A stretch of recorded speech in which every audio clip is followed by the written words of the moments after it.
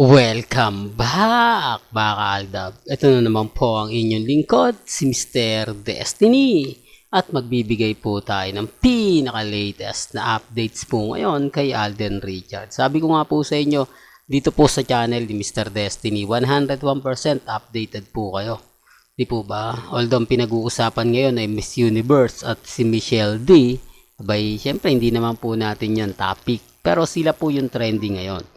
O ito po yung trending top 1 to top 5 finalists nga po, mga Kalda. Pero kumbaga change topic tayo. Ito yung pinaka-latest ngayon kay Alden Richards na bago niya nga puro project. Biruin mo, actor na, producer pa, director pa. Kaya nga po sabi ko sa inyo maraming bitter eh. Marami naiinggit kay Mengay at kay Alden.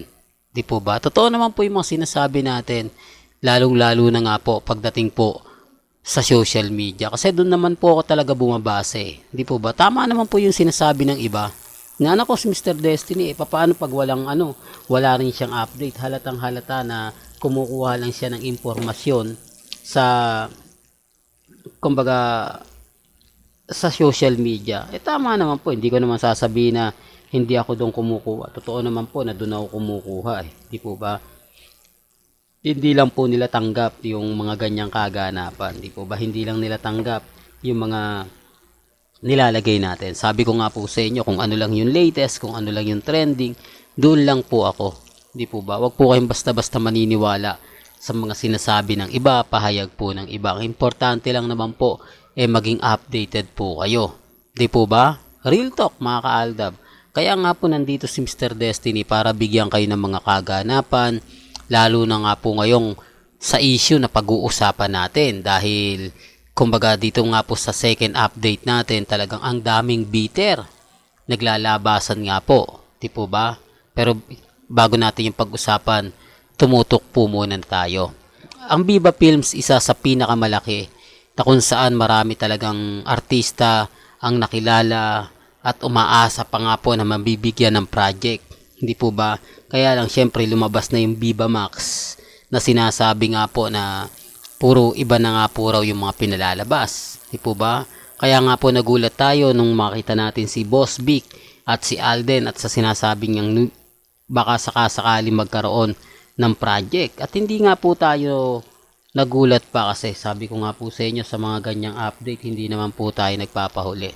Hindi naman po tayo nagpapa-apekto. Di po ba sabi ko nga po sa inyo kung ano lang yung latest, kung ano lang po yung trending, doon lang po tayo. Tsaka huwag po kayong maniniwala sa mga sinasabi at pahayag po nila. Di po ba kampante lang po tayo maging matatag. Dito lang naman po sa channel ni Mr. Destiny. Lahat po na mga gusto nyo pong malaman, pabor man o hindi, kailangan updated kayo. Kailangan lahat ng mga ganap relax lang po kayo. Hindi naman po ako nagpapatalo sa mga nagsasabi ng ganito, ganyan. Okay lang po yan.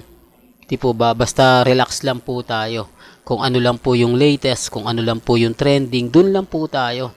Huwag po kayong maniniwala sa mga sinasabi, pahayag. Di po ba? Ang importante lang naman po dito, maging updated kayo. Kung ano yung latest, kung ano yung trending, doon lang po.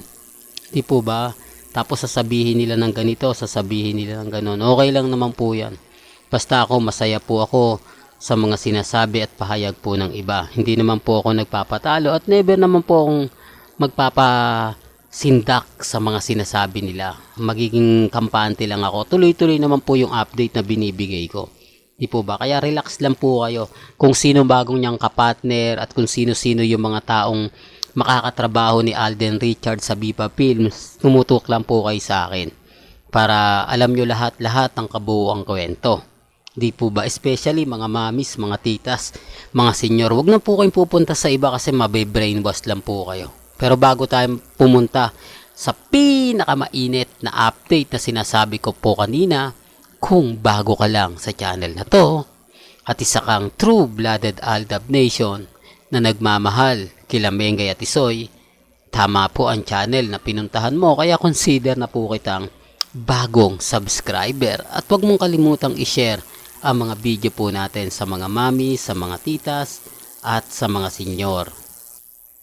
Ito po yung sinasabi ko. Remind ko lang po wala pong pilitan. Di po ba? Sinasabi nilang hindi daw yan account ni Mengay. Hindi daw yan po yung post on social media. Bakit nga po ba sila guilty? Natatawa nga po ako, no? Bakit sila affected na affected? Bakit kapag ka nagbibigay tayo ng update, halatang-halatang guilty po sila. Halatang-halatang galit po sila. Hindi po ba? Dapat nga po, kampante lang sila, tahimik. Dapat nga po, hindi na sila gano'n nagre-react. Dapat nga po, kumbaga, hinahayaan na lang. Naku, fake news naman yan. Hindi. Hindi po ba? Bakit kailangan pa ipalanda ka na hindi ito account ni Mengay? Hindi po ba? Hindi ito si Main Polkerson, na ganito ganyan, gawa-gawa lang daw ito nila Mila Kambal. Sa totoo lang po, wala namang pong pilitan. Di po ba? Remind ko lang po, hindi kami po namimilit. At yung account po namin, minsan naka-private din po ito. Di po ba? Gaya nga po ng private account ni Mengay. O sabihin yung walang private account si Mengay. O, di po ba? Tapos sasabihin nila na, hindi, ganito ganyan. Walang project, walang private project. Ano ba yan, Mr. Destiny? Alam mo kaya ka nababash, kaya ka lagi na pag-iinitan eh. Hindi, totoo lang po mga kaldab. May private account si Mengay at si Alden.